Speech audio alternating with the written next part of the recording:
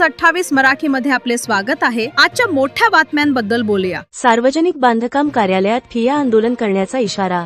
आज श्री व्यंकटेश्वर प्रतिष्ठान सेलू व नागरिकांच्या वतीने बळीराम माने उपअभियंता सार्वजनिक बांधकाम उपविभाग सेलू यांना निवेदन देण्यात आले। त्यात म्हटले आहे की रायगड कॉर्नर ते नायरा पंप परभणी रोड सेलू व छत्रपती शिवाजी महाराज स्मारक ते वालूर नाका मदरसा सेलू या रस्त्यावर शाळा महाविद्यालय व नागरी वस्ती आहे। हा रस्ता कायम वर्दळीचा आहे। हा रस्ता राज्य महामार्ग असून आता हा रस्ता सिमेंटचा झाला आहे, त्यामुळे या रस्त्यावर भरधाव वाहने जात आहेत।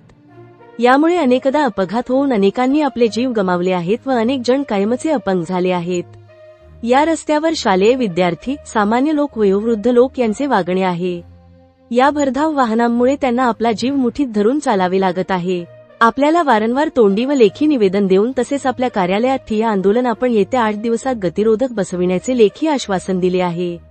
आज रोजी 1 महिना झाला आहे तरी पण या रस्त्यावर गतिरोधक बसविण्यात आले नाहीत, याचा निषेध म्हणून दिनांक 10 जून 2026 रोजी आपल्या कार्यालयात शालेय विद्यार्थी तसेच सामान्य नागरिक यांच्या वतीने बेमुदत ठिय्या आंदोलन करण्यात येणार आहे।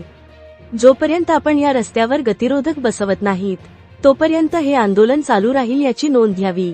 यावेळी जयसिंग शेळके, डॉक्टर आलेश बुरेवार, संतोष निर्वळ, रवनीतसिंग बब्बर, कृष्णा बहिवाल, अक्षय जोशी, ज्ञानेश्वर तमखाने, पवन नाईक, अशोक अंभुरे, मुंजा गाडेकर, शाहरुख पठाण, गौरव चव्हाण, पंकज परदेशी व नागरिक उपस्थित होते।